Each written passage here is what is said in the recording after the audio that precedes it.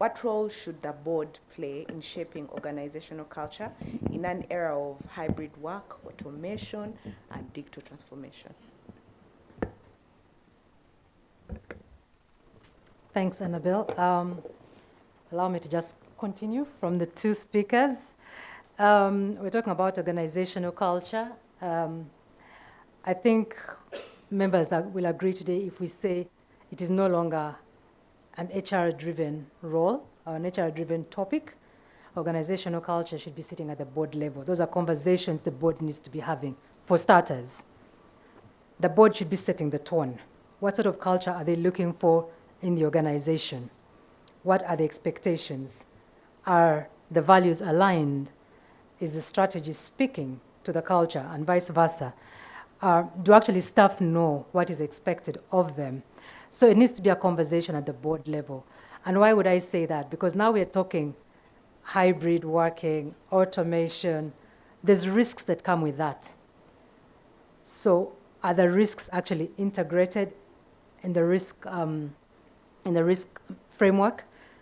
Does the board talk about these risks, organizational culture as a risk, not just what other risks are we talking in terms of finance and all those things? They do come into play, but the culture itself, is the board addressing it as a risk? And why? Because at the end of the day, when we're talking hybrid, we're talking AI, we're talking automation, we're actually talking data, right? And data is the new gold. Today, data is the new gold. So if something comes and crushes the systems, the business is likely to close. Data loss for one business is tons of gold for another. So the business will crash, and you'll have to start afresh. So there's also an element of business continuity.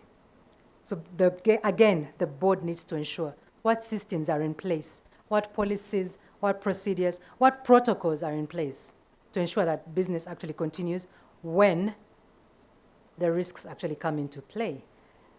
Alfred was talking about innovation. And when you asked me, the first thing that came to mind was everybody's talking innovation because it is giving businesses a competitive edge, right?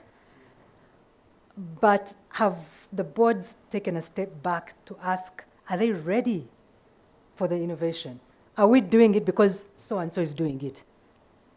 Is it the right time for us as an organization? Have we taken a step back and checked what is the exposure for us? What is the risk? And what is the value? Is it the right time? Those are the questions the board needs to be asking themselves.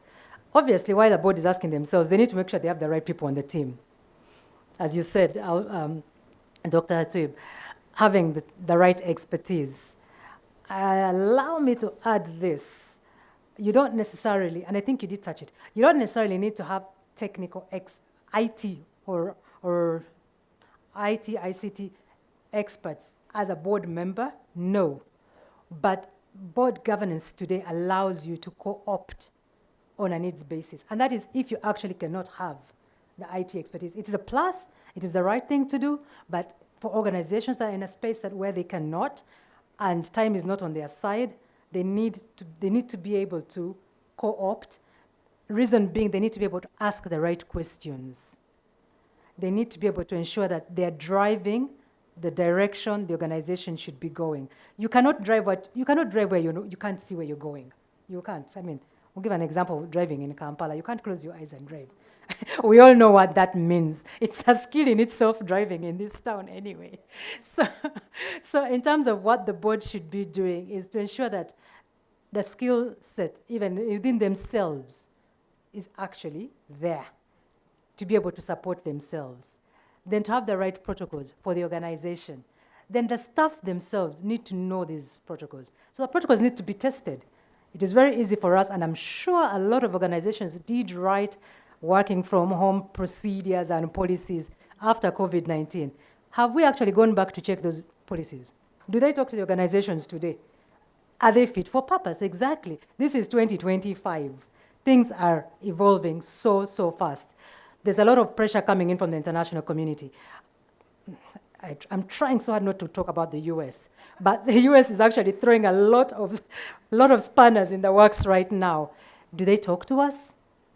Are they going to impact us, or are they not? Those are the questions we need to be asking ourselves. And we can only ask ourselves as a board if we actually have the right person on the team, the right protocols, the right procedures, the risks have been assessed and we know what the risks are, the mitigation measures are in place. The language is also very clear. In terms of when you're talking about the culture, the language also needs to be very clear. You're talking about people working from home, people being allowed to build and develop apps and platforms and solutions for the organization.